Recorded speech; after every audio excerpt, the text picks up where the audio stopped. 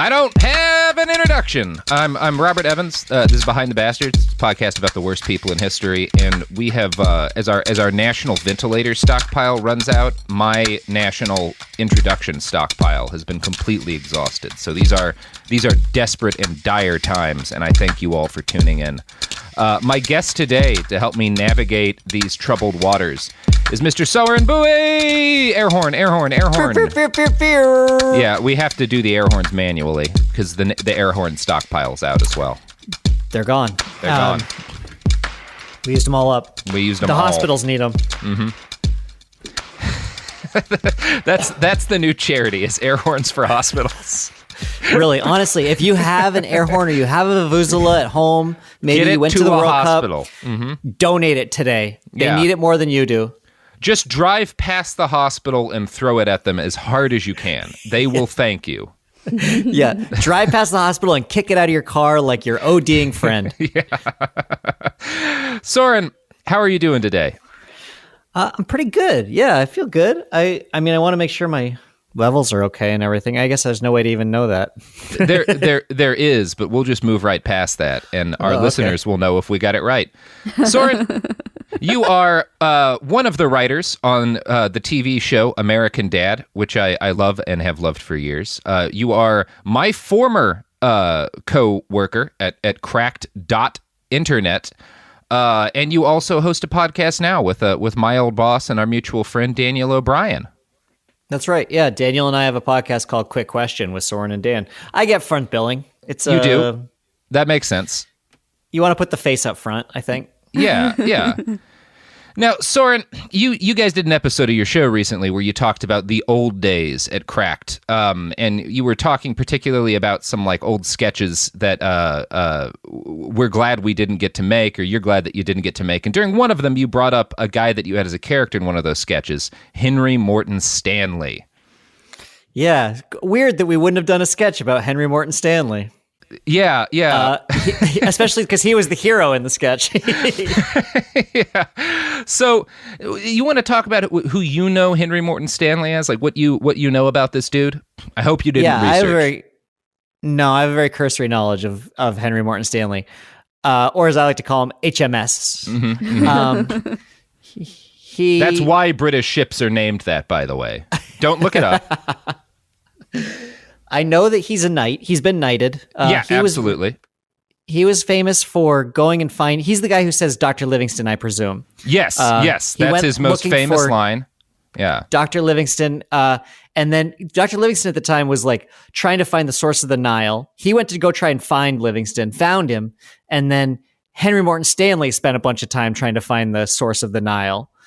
And then during all of that time, he also got very involved with the slave trade, as far as I know, and let kind of everybody on every one of his voyages die.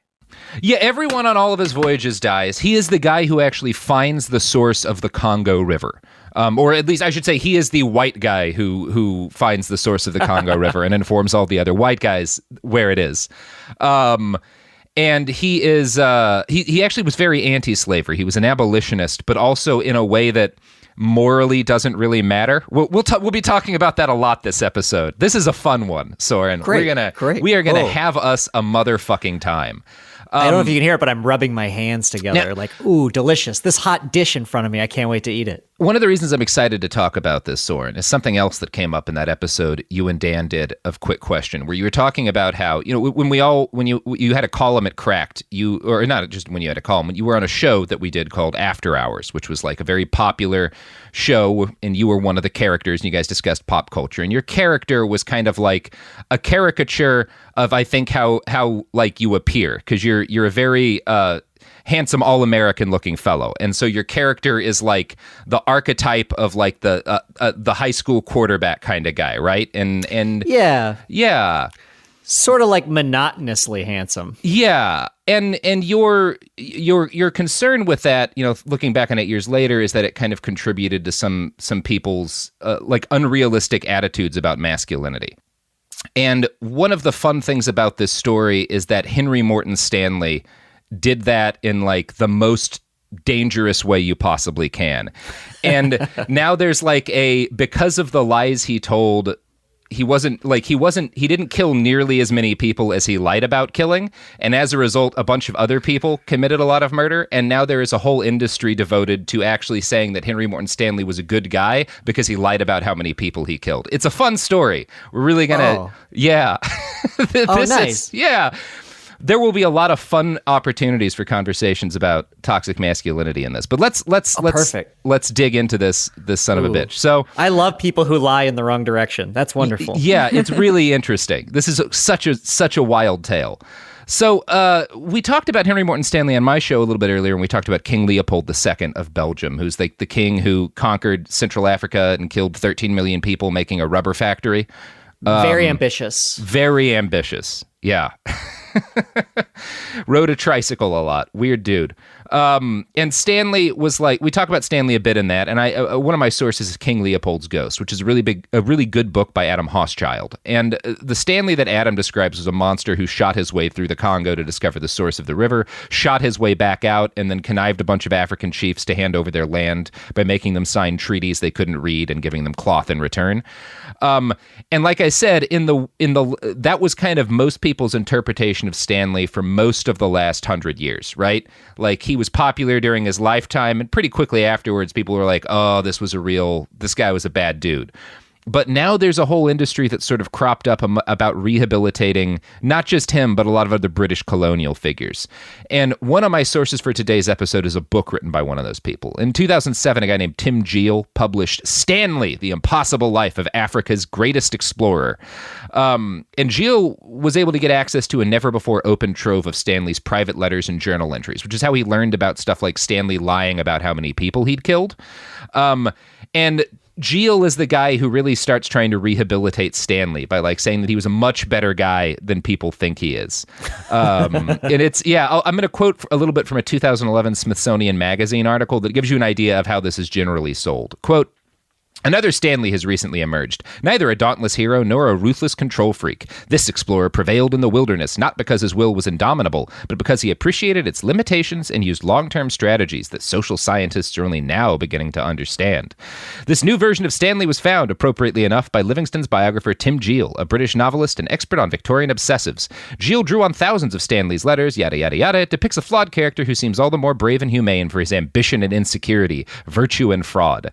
So, and I should say, this article on Smithsonian is arguing that Stanley should be like a productivity guru that we take advice on. It's fun. Like, where this all has gone is real interesting. Oh, that's like, I want those like Columbus apologists to do something like this. Just like, hey, you know what? Columbus maybe got a bad rap, everybody. Maybe he didn't get a fair shake. Yeah, this is going to be full of a lot of that stuff. So I read Geel's book, and I also went through King Leopold's Ghost again, and I did a bunch of other research, and we're going to have a fun time here, Soren. We're just going to have us a good-ass time. So, excellent. Sir Henry Morton Stanley was born on January 28th, 1841, under the name John Rowlands. He was born a bastard in the literal sense of the word, so that's convenient for the show. Yeah. We don't really know who his dad was. His mom was a woman named Betsy Perry, who was, by all accounts, a very promiscuous housemaid. She got around. Historically, that is widely discussed. And it has an impact on Stanley later. So his father was probably a guy named John Rowlands, who was a local town drunk who died from being the town drunk. But we don't really know. And other stories say his dad was a wealthy lawyer who eschewed all connection with his illegitimate child.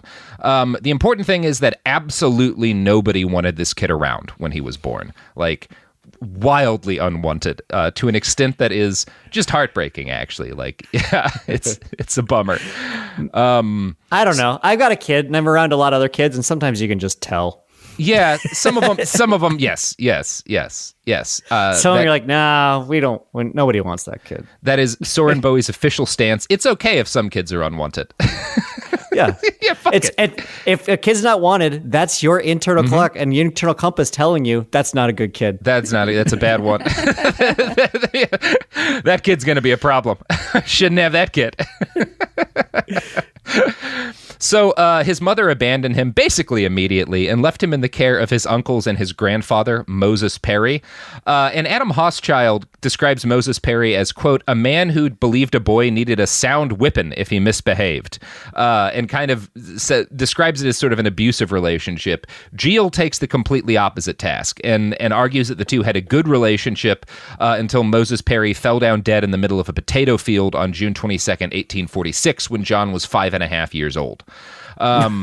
So John was left fully in the care of his two uncles, who did not, in fact, care very much about him. They subcontracted the gig and paid a poor family to take him in. But eventually that family started asking for more money, and the uncles refused. And so they told John that his older cousin Dick was going to take him to another aunt in a town nearby. And so John and Dick went on an 8-mile walk together, and it was tragically, Soren, it was a walk of lies. As John later wrote, quote, the way seemed interminable and tedious. At last Dick set me down from his shoulders before an immense stone building, and passing through tall iron gates, he pulled at a bell, which I could hear clanging noisily in the distant interior. A somber-faced stranger appeared at the door, who, despite my remonstrances, seized me by the hand and drew me within. Now, as John was being pulled away, his cousin assured him that he would be right back. He was going to get him both cakes, but this was also a lie. In reality, Dick had abandoned his stone building cakes. Yeah. You know, as you do. You go out into the woods, you find the nearest stone building, and it's like, I bet they got cake in there. So John just abandons his cousin to a workhouse. That was the plan from the beginning. Geel writes, quote, the false cajolings and treacherous endearments lavished upon him during that journey would live forever in Henry Stanley's memory. Since that dreadful evening, Stanley would write in his 50s, my resentment has not a whit abated. It would have been far better for me if Dick, being stronger than I, had employed compulsion instead of shattering my confidence and planting the first seeds of distrust in a child's heart. So this is a bad thing that happens. And I'm going to guess you've heard of workhouses, right, Soren? Yeah, I'm familiar. Yeah, now, most people probably have, if only from the Christmas Carol. You know, there's a bit where Ebenezer Scrooge is asked to donate money to the poor, and he asks, are there no prisons? Are there no workhouses? And this is the kind of place that John Rowlands at age 6 gets put into, the St. Asaph Union Workhouse. So the British government, which was at the time conquering big chunks of the world and stealing their shit, did not like the idea of taking care of their own poor people. And in fact, the powers that be found it disgusting, the idea that they would provide good care for the poor. So they had workhouses, and these provided basic necessities, but they did so while treating the inmates as if they are prisoners, because they were considered to be basically criminal for needing assistance. So it's a child prison for poor kids. Oh, that's wonderful. Yeah, it's awesome. It's kind of hard to exaggerate how bad England sucks in this period of time. Oh, it's just so bleak. It's so bleak. It's like this factory benighted, coal-drenched hellscape of dying kids and fancy people. It's the best. But like the kids are the working class. Like that's those are the ones who are doing all of the jobs. For some reason, they only made jobs available to children. Well, their little hands can reach all sorts of things, Soren. Yeah, they make very good chimney sweeps. I'll say that. Yeah, incredible chimney sweeps. So inmates at the workhouse, and again, a lot of them are children, are required to wake up at 6 a.m. and they're locked in their dorms at 8 p.m. They received only bread and gruel for food. Husbands and wives were separated, as were parents and children. If you were poor enough to need state assistance, the state decided that you no longer deserved to have a family. Even siblings were kept apart. Poor children were seen as wholly to blame for their circumstances. As an adult, Stanley would write, it is a fearful fate, that of a British outcast, because the punishment afflicts the mind and breaks the heart. Which is certainly truthful. It is, you read about this guy's background, and it's like, not that this makes his crimes okay, but like, hard to imagine this ending well. Yeah, it does feel like a lot of these end up, I've listened to a few of your podcasts, I'll say, and it seems like a lot of them, you kind of have to get on a dark bus for the beginning of it, because you have to see where all this originated. And every single time, like, somebody teaches these people how to hate really well, like how to be really good at hating. Yeah, absolutely. It's like Saddam Hussein, giant monsters. Like, oh yeah, and he was threatening his teachers with a gun when he was like 14. Yeah, that kind of scans. Yeah, I see where this evolution happens. Stalin was getting beat so bad that he was peeing blood, and you're like, okay, I get it. Yeah, I get it. Yeah, okay. It's not so hard to draw these lines together. So it's interesting. Like that line that I just read above is certainly truthful. We have a lot of other accounts from workhouses, and they sucked. But it's hard to trust Stanley on anything because he lied about everything, including his time at St. Asaph's. He would go on to claim later in his writings that he saw a boy beaten to death by James Francis, the school teacher. And the general consensus of historians, based on workhouse records and other people who were in that workhouse at the time, is that nothing like this happened while Stanley was at the school. And in fact, most people who recalled their time there seemed to think pretty fondly of this teacher. And so, yeah, it's interesting. And Stanley would later tell lies about like getting into a fight with this teacher himself and like beating him up and like being cheered on by the rest of the school. And these are almost certainly lies, but they were also probably a cover for something very sad, which is childhood sexual abuse. The year that Stanley was admitted to St. Asaph's, yeah, we don't really know, but like the year he was admitted, 19 of the girls at the poorhouse were turned out as prostitutes and pimped by some of the male employees. And a government inspector who observed the school during this time noted that young male inmates regularly slept with each other and experimented sexually. And a lot of that experimentation was probably not consensual on both sides. And yeah. I love that the government has an inspector to go check out the workhouses. Yeah. Like, what is he hoping to find there? Yeah, you are kind of at a loss to like what would have been possibly you're not doing anything to stop this from happening. So what's your hope here? Yeah. You created a prison for children. Yeah. When you go there, you're like, oh no, they're having sex with each other? You gotta be kidding me. I have to raise the alarm. It turns out things are rather bleak at the child prison.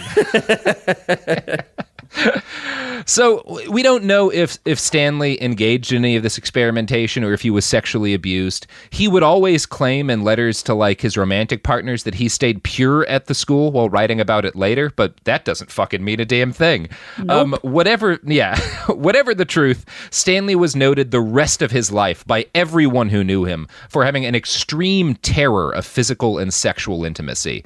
And this terror remained with him for the entirety of his life. So something happened.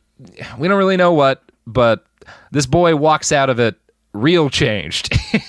Yeah, I think he went in a little changed too. You don't walk through the woods with your surrogate father who's lavishing you with praise and then drops you off at a workhouse and be like, you know what, I'm going to let somebody else in. It feels like the opportunity for me to open my heart to someone else. This is one of those stories that it reads like an experiment for like, how much can we damage a child? Like, if we really go all in, how badly can we fuck a kid up? Yeah.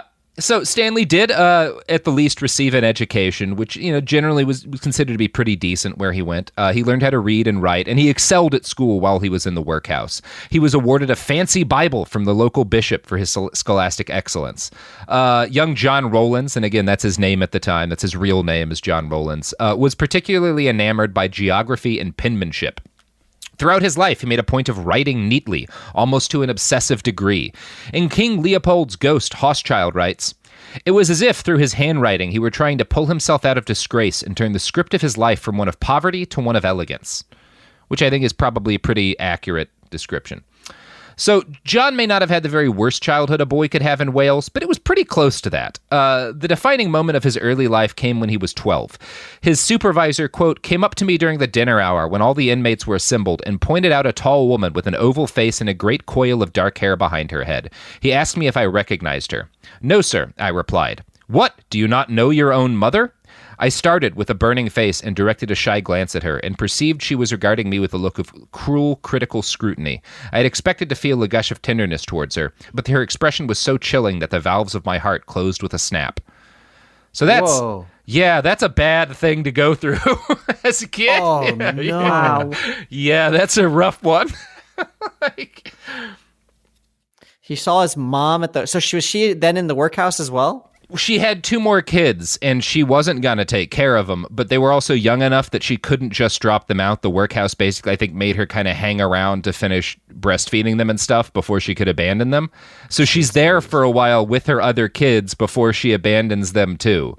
And, yeah, not great. It's at least you know that the record keeping there is good.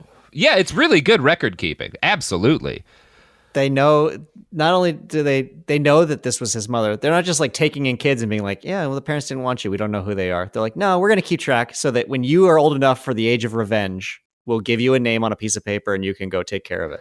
It would be so much less depressing if he got revenge on her, but the rest of his life, part of why he lied so much is he was like very dedicated to making his mom proud, and she clearly didn't give a fuck about him and at best wanted his money. It's a fucking bummer, dude. Jesus. So the workhouse remained John Rowlands' life until the age of 15 when he escaped. Now, the reality of the situation seems to be that escape wasn't really hard, and he basically just fucked off because he was old enough to do so. But Stanley felt the need to dream up a lurid lie about how he left the school. And I'm going to quote from Adam Hochschild again. He tells of leaving the Welsh workhouse in melodramatic terms. He leapt over a garden wall and escaped, he claims, after leading a class rebellion against a cruel supervisor named James Francis, who had viciously brutalized the entire senior class.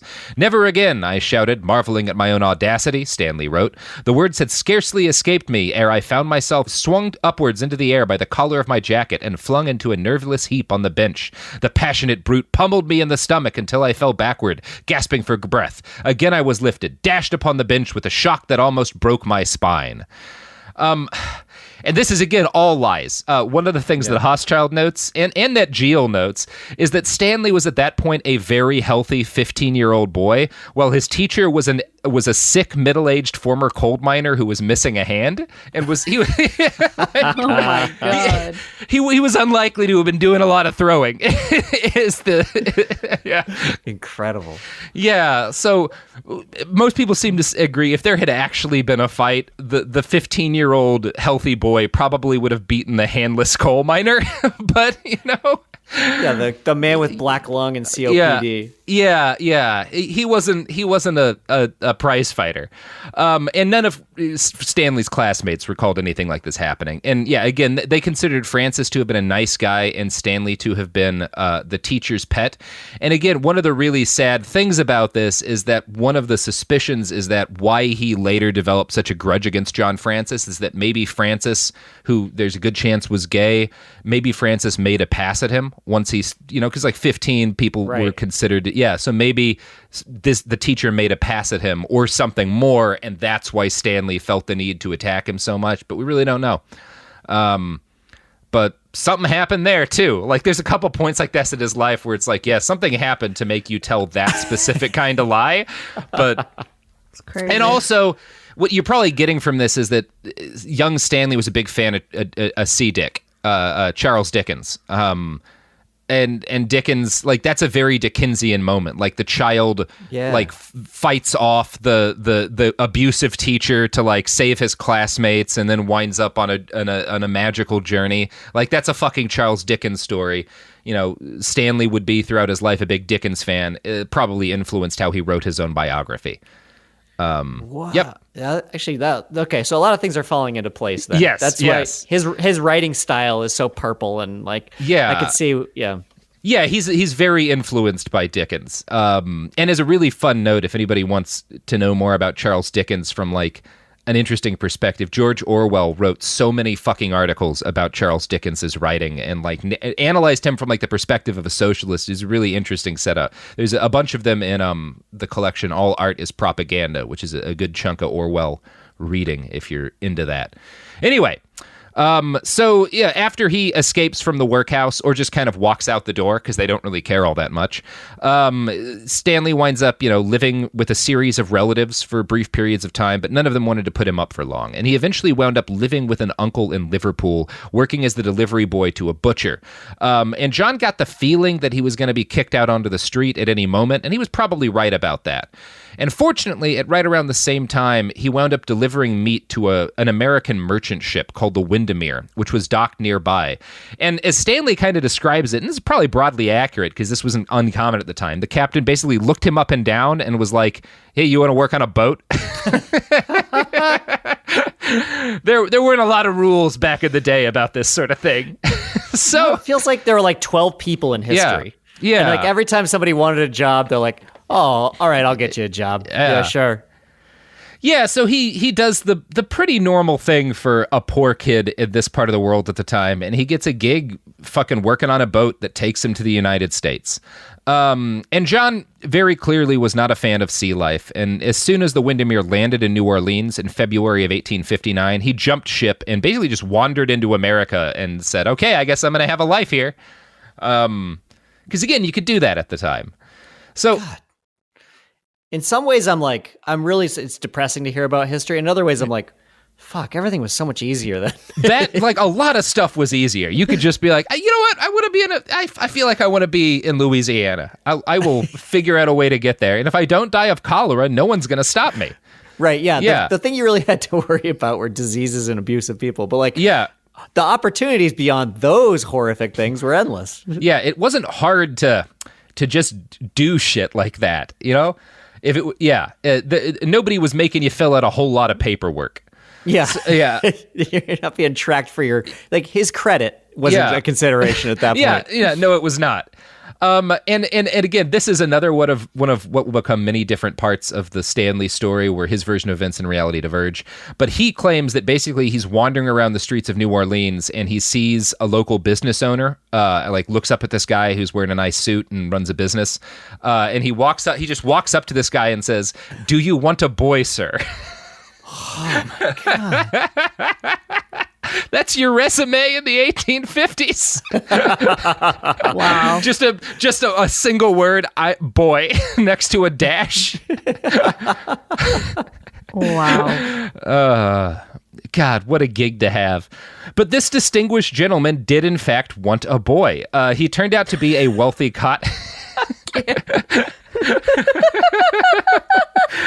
Yes, I do need a boy.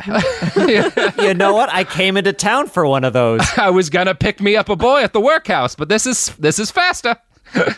So funny. So, this gentleman turned out to be the wealthy cotton salesman Henry Hope Stanley, who was a real person and was a very successful merchant in New Orleans at the time.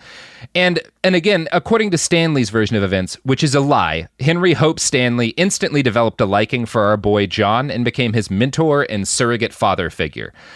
He got him a job working for a shopkeeper named James Speake. And again, the only part of this that's true is that Stanley worked for James Speake, and the reality is we don't even know that he even met Henry Morton Stanley. And in fact, he probably did not. Stanley inserts Henry Hope Stanley into the story decades later. The likely reality is that he was in fact wandering the streets, walked into this guy's shop and said, "Do you want a boy?" And this guy was like, "Yeah, sure." And he worked at this guy's shop until he died, and then he went on with his life. But Stanley has to lie. He judges up the story and he adds in this rich person who has the name that he later adopts. That's incredible. He's got such like a Trumpian element to him. Where, totally. He can't help himself but lie to sound in any way, little tiny way grander. Yeah. Yeah, they're all kind of, everyone we talk about on the show is kind of the same person, with the exception of L. Ron Hubbard, who is at the top of the heap. Robert. But I mean, Robert, before you get into it, do you know what time it is? I can't imagine what you're trying to lead me towards, Sophie. I don't know, that just this thing that, keeps this podcast afloat. Oh, you mean robbing merchant vessels on the Spanish Main? Exactly. Yeah. For some information. Do we get to do that? Oh, absolutely, Soren. Yeah, did your gun not come in the mail? No, but I mean, I got a lot. This is gonna be fun. Yeah, this will be a real hoot. Yeah. All right. Well, we're gonna go find a merchantman on the Spanish Main. You do the same, and we will all meet back to talk more about Henry Morton Stanley and divide up the booty.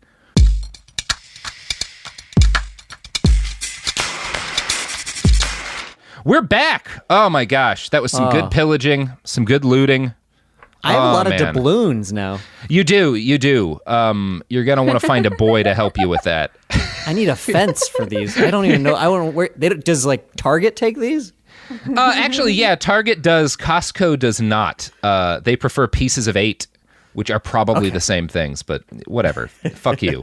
So Stanley starts working for this guy, James Speake, and he basically works as a boy in a shop. And he's really good at working in like this is like essentially like a grocery store type deal or a general store. And he's good at the job. He has an incredible memory. Everybody seems to agree that about him. And so he's really good at keeping things stocked and knowing, what needs to move. And yeah, he's a good worker. But Stanley's version of the story is very different. He claims that while he's working for James Speake, he and Henry Hope Stanley are growing very close, and that they basically spend 2 years traveling up and down the Mississippi on business, and that the old man eventually tells Stanley, who becomes a surrogate son, that he's giving him the right to use the Stanley name.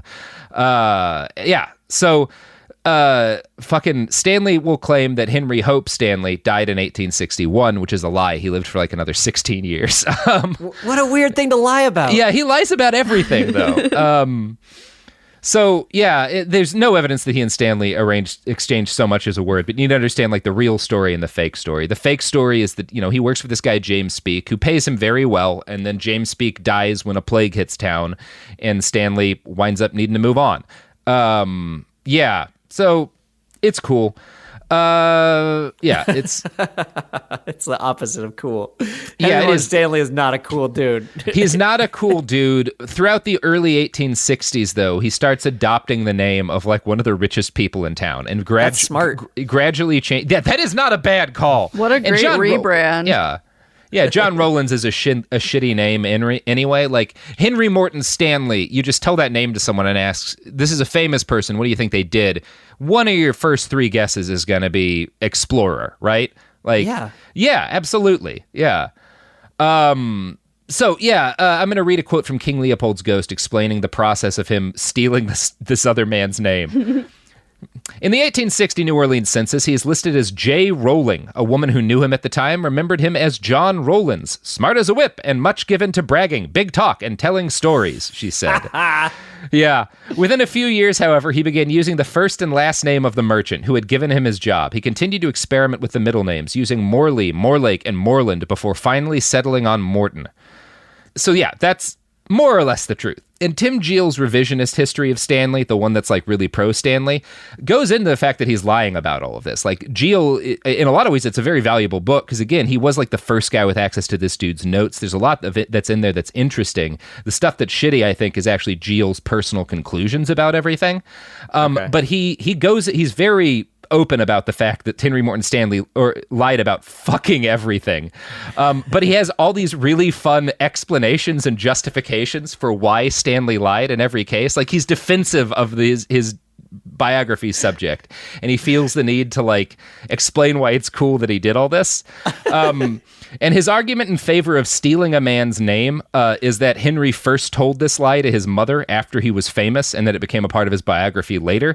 And so he started lying about this because he wanted her to believe that somebody rich and powerful had adopted him, which is actually kind of plausible. That like he wanted, because he'd been abandoned by every single adult in his childhood, he wanted to be able to go back to them and be like, this guy was rich and cool, and he thought I was good enough to be his son. He wanted me. Yeah, which is a bummer and kind of scans. Like, I'll give Jeal that one. Later on, his justifications get worse. That one, yeah, I could see that being the truth. And Jeal goes on to note, and this is where we get into him being really defensive, and I find it fun. Yet his lies have led his critics to treat him with disdain and condescension ever since. His private lies to his mother were made public by her without his knowledge, thus making it all but impossible for him to be honest later. Young people who lie usually do so because they feel bad about themselves and need to enhance their self-esteem. That Stanley should have been trapped for the whole of his life and by what he had said to his mother during his 20s was a personal tragedy for him and for his subsequent reputation. And one of the things that's interesting about Jeal is he is as frustrated at people judging Stanley for this as he is at them judging Stanley for gunning people down in the Congo. Like, yeah, it's both have equal weight in his book. Yeah, they absolutely do, and it's fun. I think that not fun without meeting Jeal, I'm pretty confident that he's a liar. He's somebody who has lied in his past. He's like, look, kids lie because they're uncomfortable. Yes, they do, but that's not why we're critical of Stanley. Now, so Anyway, for a while, Henry worked at a general store in a log cabin selling all sorts of tools that people needed as they kind of moved into the less settled parts of Louisiana. He became particularly interested in different sorts of rifles and revolvers and became very knowledgeable about firearms. And this was as much out of necessity as interest. Southern culture at the time was brutal in ways we don't normally talk about because there was slavery, and that's kind of everyone's focus on how brutal that was. But the brutality extended throughout every layer of Southern culture, and included the fact that plantation owners and their like were extremely physically aggressive people as a matter of rule. Something about owning hundreds of human beings that seems like it makes you unwilling to listen to what anyone else has to say. And Geel has actually a pretty good quote here. It shocked Henry after the civilities of the city to witness gunfights and to hear about murders and disappearances. With so many vain and violent men around him, possessing natures as sensitive as hair triggers, he was careful not to argue with any backwoodsman or planter who might draw a gun on the least provocation. However amiable they might originally have been, their isolation had promoted the growth of egotism. These Southern gentlemen talked endlessly about their honor and often acted to avenge it. In this environment, it was every man for himself. So in case of trouble, Henry bought a Smith & Wesson revolver and practiced with it until he could sever a pack thread at 20 paces. So yeah, I feel like that's still that's like a lesson you can still live by today. Yeah. If you're gonna live in the South, learn how to sever a thread with a revolver and keep it on you at all times. I've always said that. Yeah. And if you're in a rural area, don't fuck with anybody there. Absolutely not. Yeah. Don't argue with people out in the sticks. Just move along. Just get going. Yeah. Keep on trucking. Yeah. So people who knew Stanley during this period described him as talkative and intelligent, short but burly and confident, unless he was asked about his family. Questions about his family caused him to stutter and eventually mumble out, "There is a mystery about my birth." Wait, he's not even a good liar. No.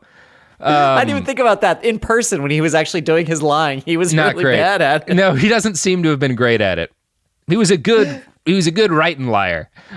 So after a year or so in Louisiana, Stanley's boss died, and Stanley was forced to move to Cypress Bend at the age of 19. He got a job at another store and rented a room at a cheap boarding house. And Stanley stood out there. His colorful neckerchiefs and his habitual cleanliness were at odds with the sort of people who crashed at what was essentially a mix between a shitty motel and a for-profit homeless shelter.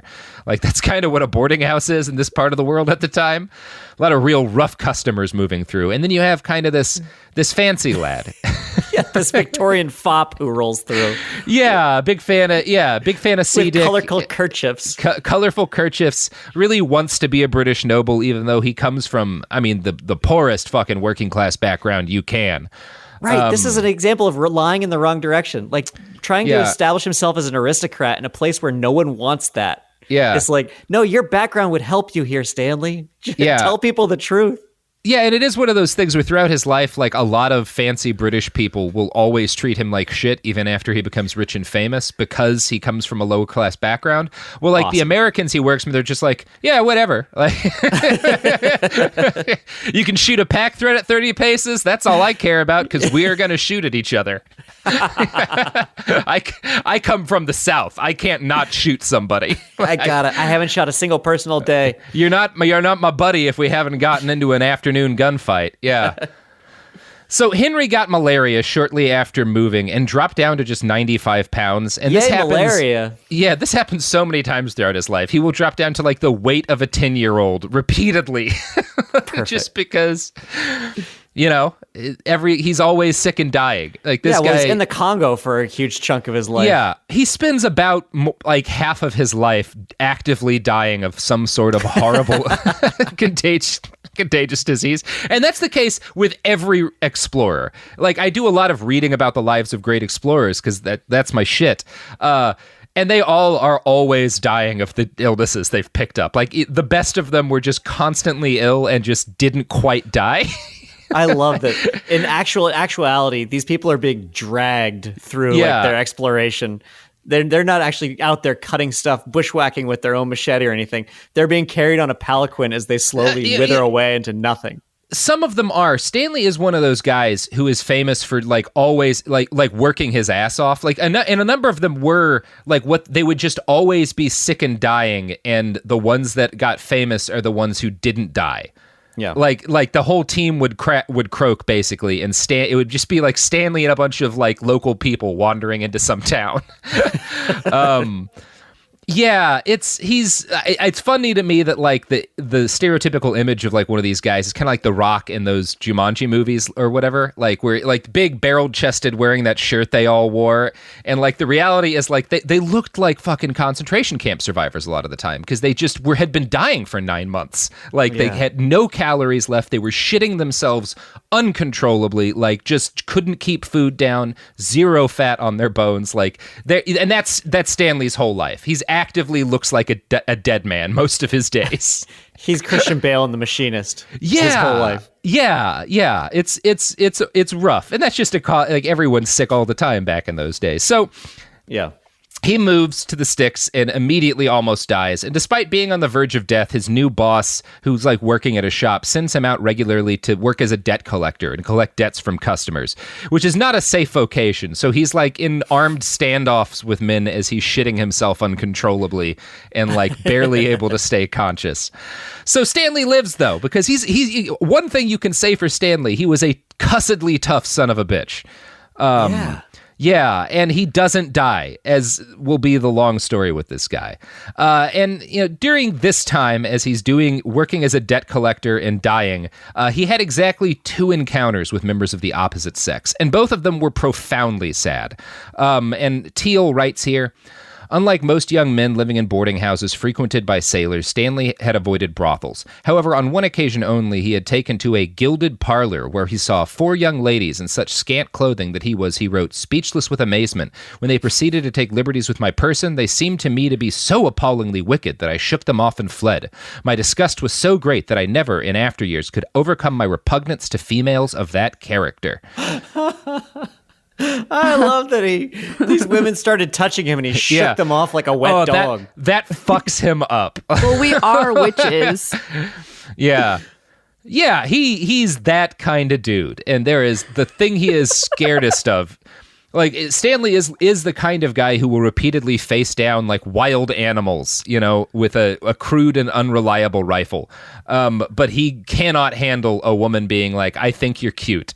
Yeah. The most dangerous animal of all. Yeah, it's awesome. And totally to character. So Gilles goes on to note, abandoned by a promiscuous mother, Henry's mistrust of prostitutes was not hypocritical.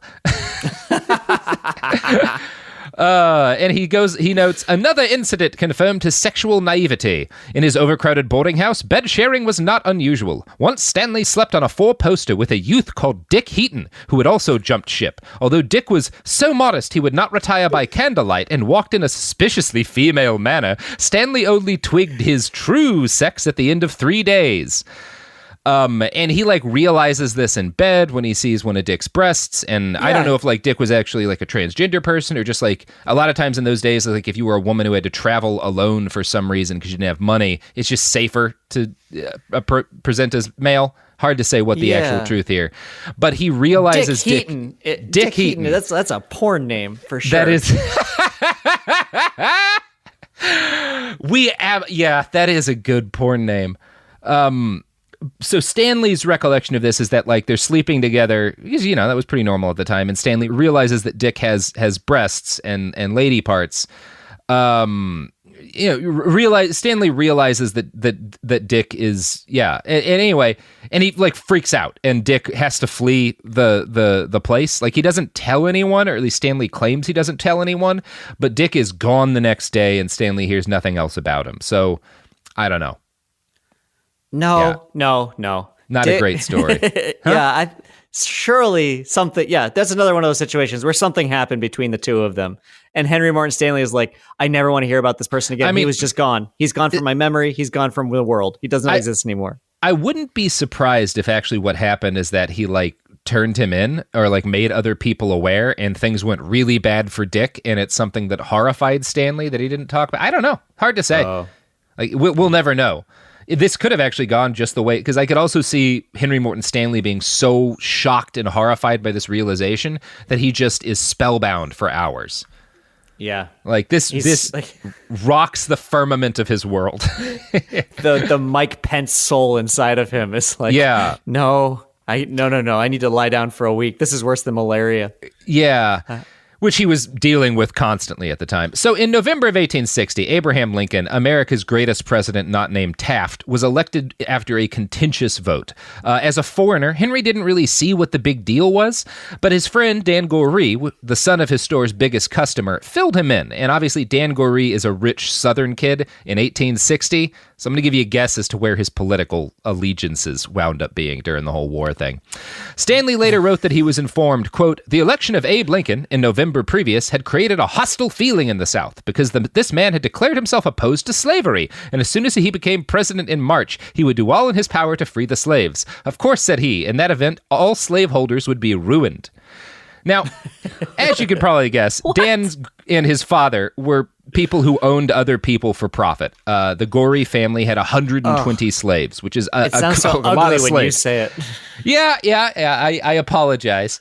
Now, Dan told Henry that he suspected the South would secede over the issue of slavery, and whatever else you can say, he was not wrong about that. And as the Civil War ramped up, Stanley's main concern was that the Union had seized a series of forts at the mouth of the Mississippi. He concluded that this meant that the election of Abraham Lincoln was going to ruin his business because he worked as a ship boy on the river. And so that's why he says he decides to volunteer for the Confederate Army, or at least that's part of it.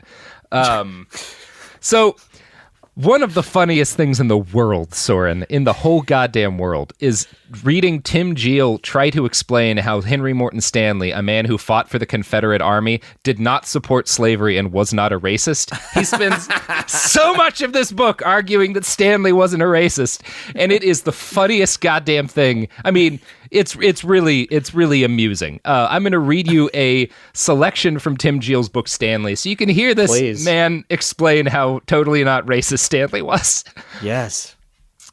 Though Henry expressed no revulsion towards slavery in the Deep South, which was legal and accepted by everyone he knew, he was not prejudiced against black people. Thought it was fine to own them, but that doesn't mean you're prejudiced. You can be racist and you can be not anti-racist and fine with slavery. It's possible, totally possible. I guess that is an argument. No, I think these people are perfectly equal to me in every way, and I just own them by dint of force. Like, I guess at least that's honest. Boy, oh boy. I love that. I love Jill that he's like, look, he lived with slavery and maybe got advantages from it, but it was legal, everybody. It's fine. It's legal. It's fine. Not just got advantages from it, like actively fought and was willing to kill for it. It is a stance to take. Yes, he fought for slavery, but he wasn't racist. Excellent. It's great, dude. So I'm not even done with this fucking quote. So he just explains that he's not prejudiced against black people. Indeed, he had lived in a New Orleans boarding house that was owned by a freed black woman and had been recommended to him by two of James Speake's slaves. Oh boy. Now, Soren, you know who won't fight for slavery in 1860? Abraham Lincoln? That is accurate. And also the products and services that support this podcast, many of which are Abraham Lincoln. He's a big donor to the pod. The ghost of Abraham Lincoln. Here we go.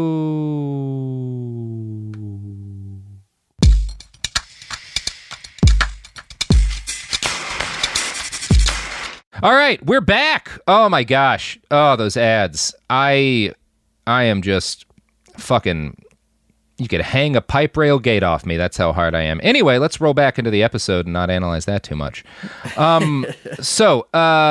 Okay, we are still making it through this fucking paragraph of Tim Geel explaining why it's not racist to fight for the Confederacy.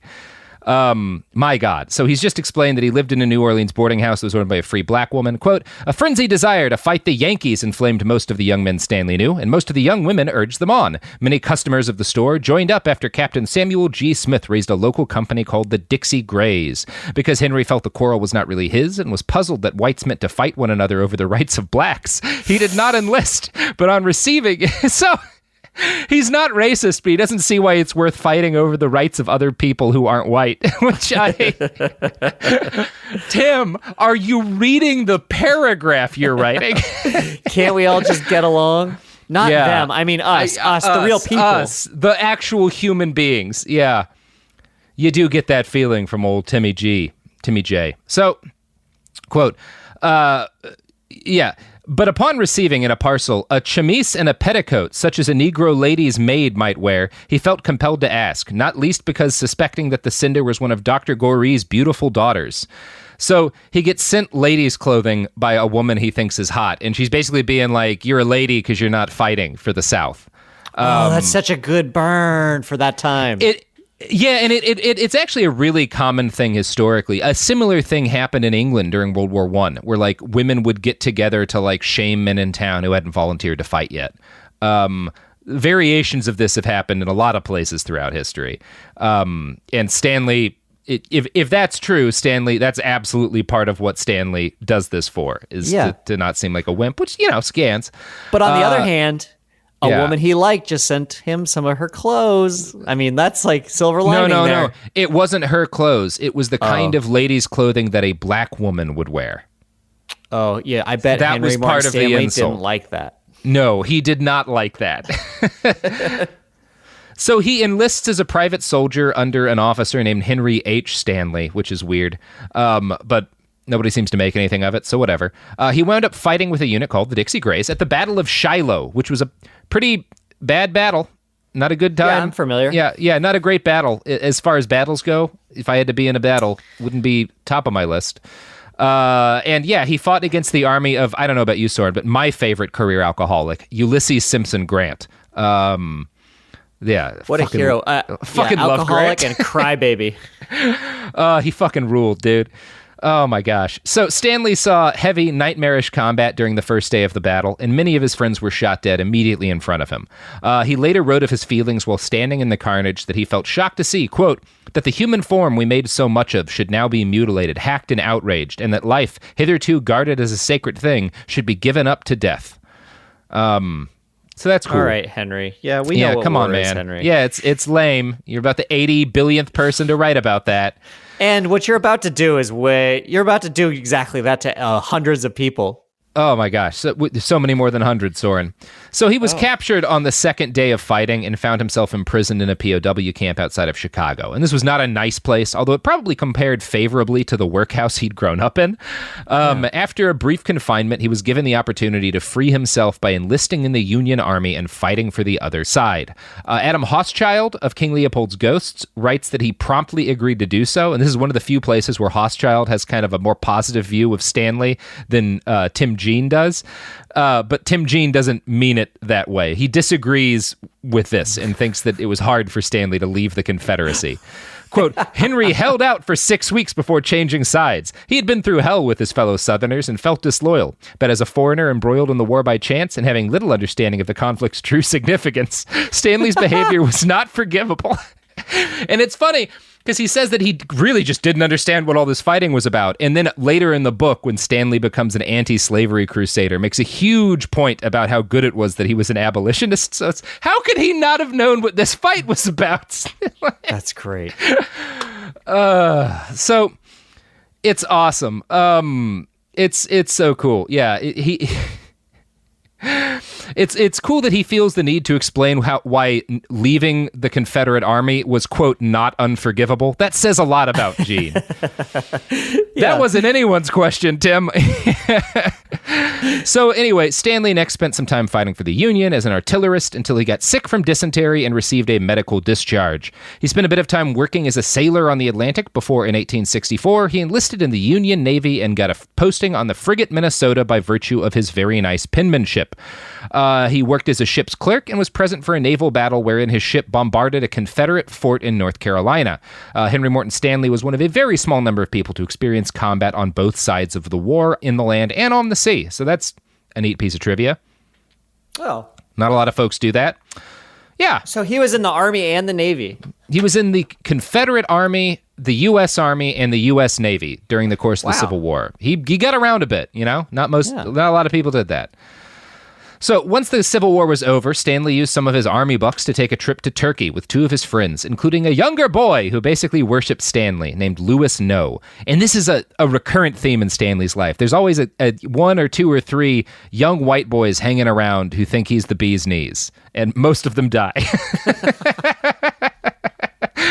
But he seems to need to have adoring young men kind of hanging around him.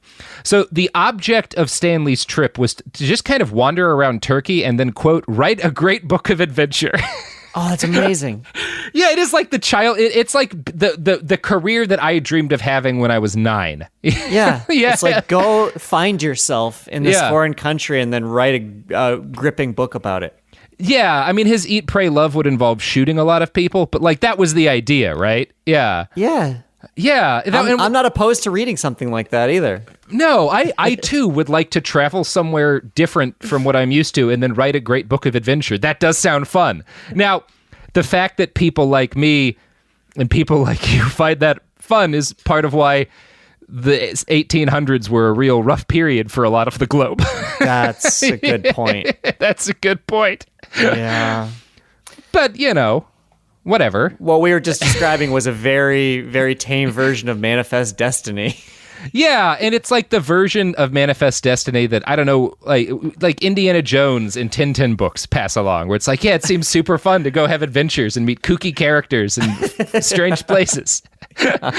What's wrong about that? Go get into scrapes with the crazy savages. Yeah. Oh. Oh, yep. Okay. Yeah. There's. I see why that's problematic. The people who did that got so many people killed. Okay. Yeah. So unfortunately, before they could go off to Turkey, No and Stanley lost almost all of their guns and equipment to a boating accident in the United States. And they suffered a further accident in Anatolia when they actually get to Turkey, and Louis No decided to start a campfire in the middle of a drought, and it quickly raged out of control, and the local police took Stanley and his other partner into custody. They got out, but Louis No freaked out because he was scared of how angry Stanley was going to be.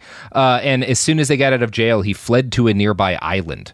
So Stanley catches up with his boy a few days later, and he gives what No would later call a sadistic flogging and then forces him to return to the expedition. So the slavery hater has a long history of whipping people and making them work for him, but in ways that aren't slavery. Yeah, it's cool. It's cool. The voyage continued, and the crew made their way 300 miles inland to Turkey, with, again, no clear goal but adventure. They reach a village called Chihisar, and here's how Geel describes what happens next. According to No, who came to hate Stanley before the trip was over, Stanley tried to murder a Turk in order to steal his horses. Oh, perfect. Yeah, just gonna kill me a man and take his horses. Yeah. Henry would later claim that the Turk had made obscene overtures to No, and he, Stanley, had then slashed at him with a sword to defend his young friend. Stanley's diary confirms that the Turk had been sexually drawn to No when they were riding together in a group. But Stanley may have used his disgust as a pretext to attack and attempt to rob the man.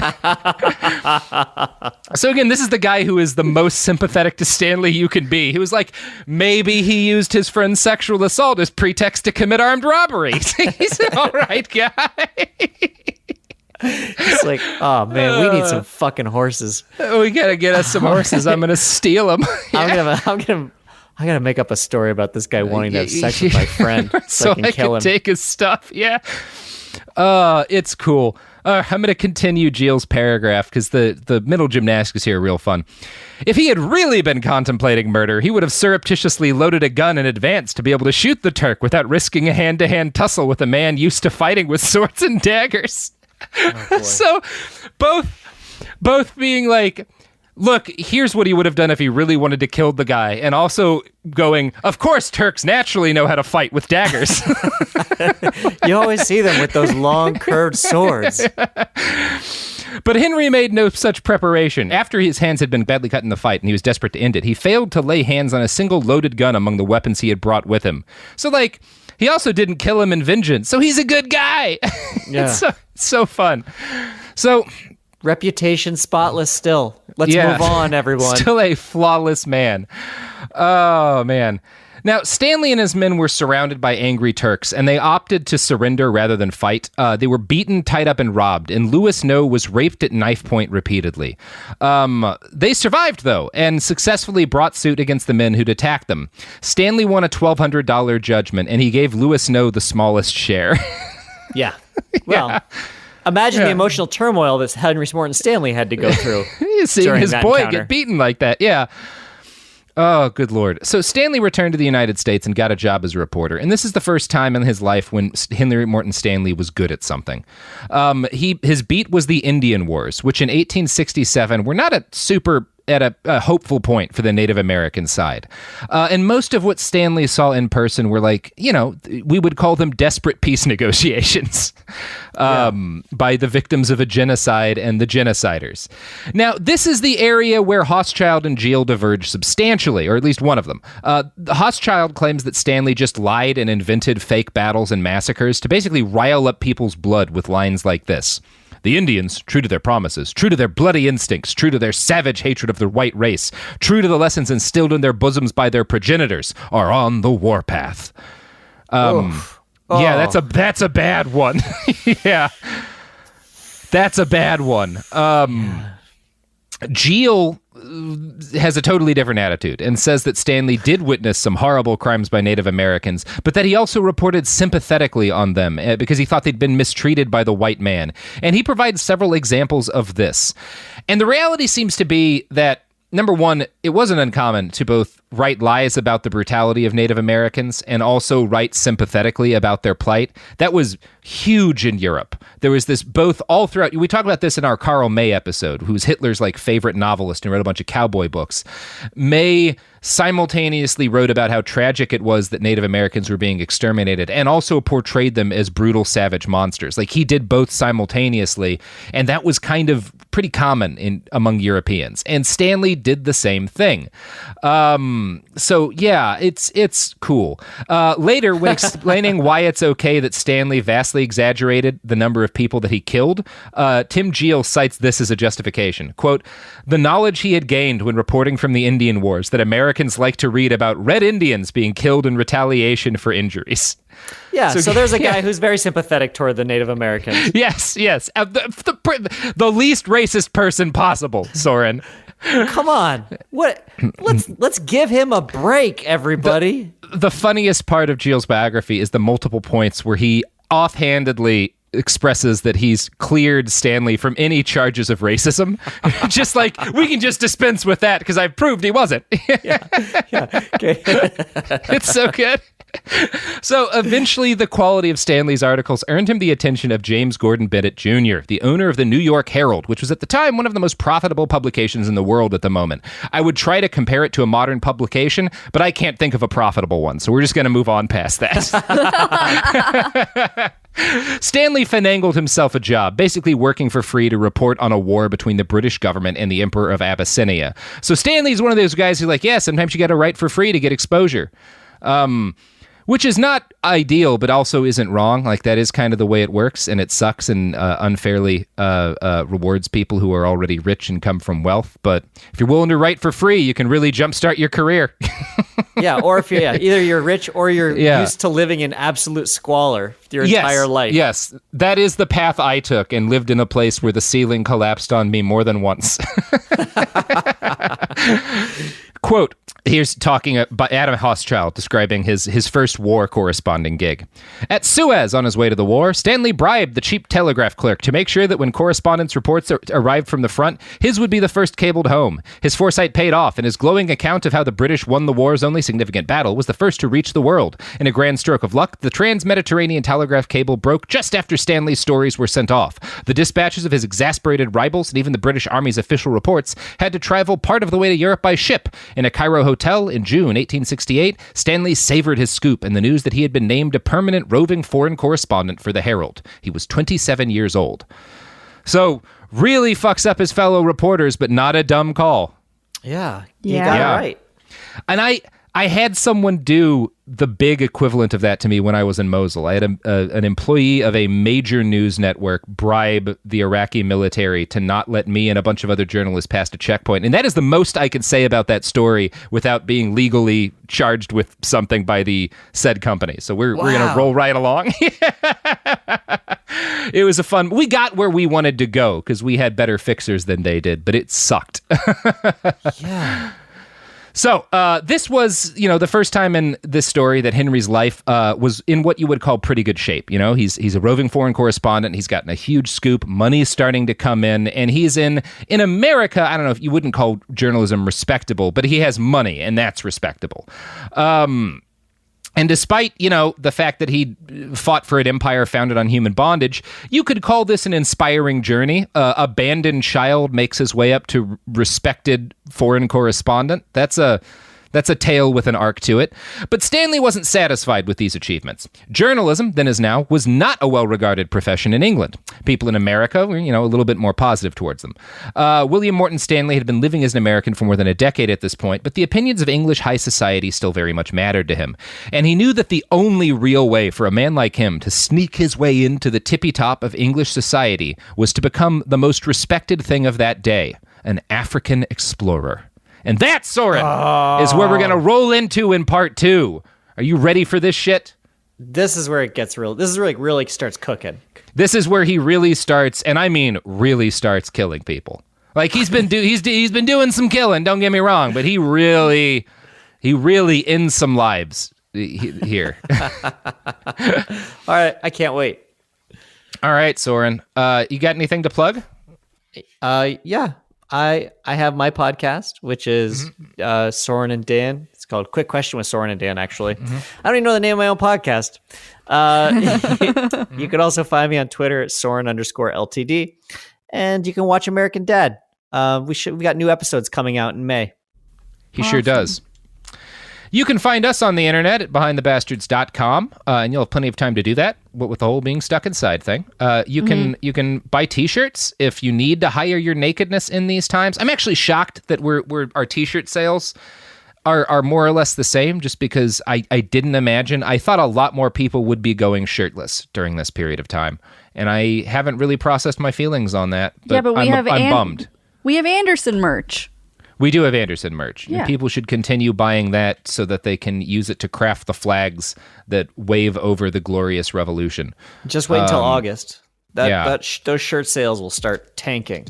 And then buy a mug, buy a magnet, buy a sticker. If you still have money, because the economy hasn't collapsed. If not, continue enjoying our free content. Check out some of the sources for this episode.